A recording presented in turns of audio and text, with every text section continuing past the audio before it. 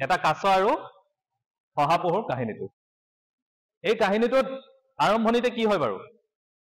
যে প্ৰথমতে এটা দৌৰ প্ৰতিযোগিতা হয় কাৰ মাজত শহা আৰু কাছৰ মাজত এইখিনি আমি জানো দৌৰ ঠিকে গৈ থাকে শহাটো কি কৰে মই বহুত আগত আছো গতিকে অকমান কি কৰি লওঁ জিৰণি লৈ লওঁ অকমান শুই লওঁ আৰু জিৰণি লওঁতেই টোপনি আহি যায় তাৰপিছত কাছটোৱে ৰেচটো জিকি যায় দৌৰটো জিকি যায় ঠিক আছে এইখিনিলৈকে আমি আটাইয়ে জানো ইয়াতে এটা মৰেল অফ দা ষ্টৰিও আছে যে কোনো কামৰ মাজত জিৰণি ল'ব নালাগে যেতিয়ালৈকে কামটো শেষ নহয় এইখিনিলৈকে আমি ল'ৰা ছোৱালীক কওঁ আমি আটাইয়ে কওঁ আটাইয়ে জানো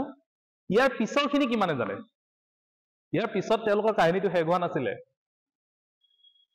শহাটোৱে নিজৰ ভুলটো বুজি পায় যে মই জিৰণি ল'ব লগা নাছিলে গতিকে মই কি কৰোঁ আকৌ এবাৰ ৰেষ্ট কৰোঁ সি আকৌ এবাৰ কাছটোক কয় যে আমি আকৌ এবাৰ প্ৰতিযোগিতা আকৌ এবাৰ কৰোঁ এইবাৰ মোৰ জিৰণি ল'ব নালাগিছিলে মোৰ ভুল হ'ল এইবাৰ দেখিম কোন জিকে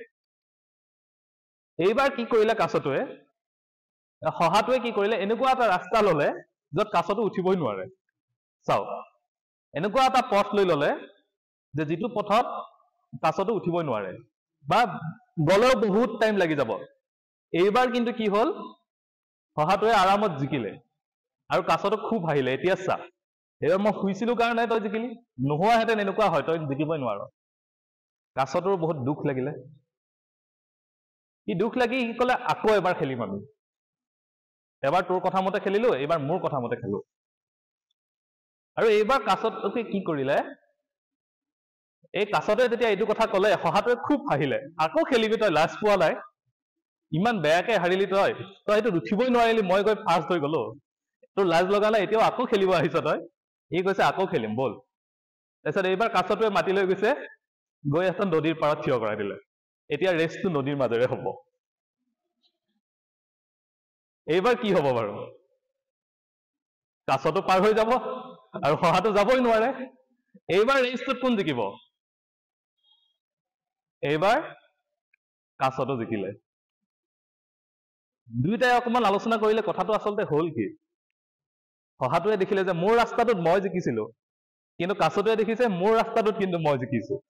গতিকে এটা কাম কৰো দুইটাই থকা ৰাস্তা এটা লৈ লওঁ এটা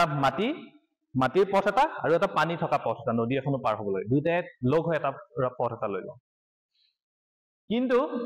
এইবাৰ কি কৰিছে যিটো পথ মাটিৰ আছিলে তাত কাছটোক পিঠিত উঠাই শহাটো দৌৰে আৰু যিটো পথ পানী আছিলে তাত শহাটোৱে কাছটোৰ পিঠিত উঠি পাৰ হয় আৰু যাৰ ফলত কি হ'ল দুয়োটাই একেলগে ৰেচটো কমপ্লিট কৰিলে জিকিলে তো মৰেল অফ দা ষ্টৰী কি হ'ব পাৰে ইয়াৰে যদি যিকোনো এটা পাৰ্টক যদি আমি ডিসএডভান্টেজ গ্ৰুপ বুলি ভাবো সোসাইটিৰ ডিসএডভান্টেজ গ্ৰুপ যিখিনি আছে ডিসএডভান্টেজ গ্ৰুপ বুলি ভাবো আৰু এটা এডভান্টেজ গ্ৰুপ বুলি ভাবো তেতিয়াহ'লে কোনোবা ক্ষেত্ৰত আমি য'ত এডভান্টেজ নৰ্মেল পিপুলখিনি তাত কোনোবা এটা ক্ষেত্ৰত আমি ডিসএডভান্টেজ গ্ৰুপলৈকে সোমাই পৰি যাম যেনেকৈ শ্ৰীকান্তে কোৱাৰ নিচিনা কিতাপখন লিখা আছে কাৰণে আমি এডভান্টেজ গ্ৰুপত আছো ব্লাইণ্ড সকল ডিসএডভান্টেজ গ্ৰুপত আছে কিতাপখন যদি ব্ৰেইলিত থাকিলে হয় গোটেই কিতাপবিলাক তেতিয়াহ'লে আমি ডিসএডভান্টেজ গ্ৰুপত সোমাই গলোহেঁতেন তেওঁলোক এডভান্টেজ গ্ৰুপত সোমাই গলোহেঁতেন আৰু দুয়োটা গ্ৰুপেই নিজৰ নিজৰ ৰাস্তাত তেওঁলোক জিকিব পাৰে কিন্তু যদি একেলগে সমাজত আগুৱাবলগীয়া হয় তেতিয়াহ'লে ইটোৱে আনটোক বুকচাত তুলি যাব লাগিব ইটো গ্ৰুপে আনটো গ্ৰুপক বুকচাত তুলি যেতিয়া যাম তেতিয়া একেলগে আমি কি কৰিব পাৰিম এটা জাৰ্নি এটা কমপ্লিট কৰিব পাৰিম এইটোৱে আছিলে মৰেল অফ দা ষ্টৰীটো আমি প্ৰথমখিনিতে ৰখি যাওঁ কিন্তু পিছৰখিনি কাহিনীটোৰ এইটো ভাল লাগিলে নে কাহিনীটো আপোনালোকে জানিছিলে নে কাহিনীটো পিছৰখিনি আগতে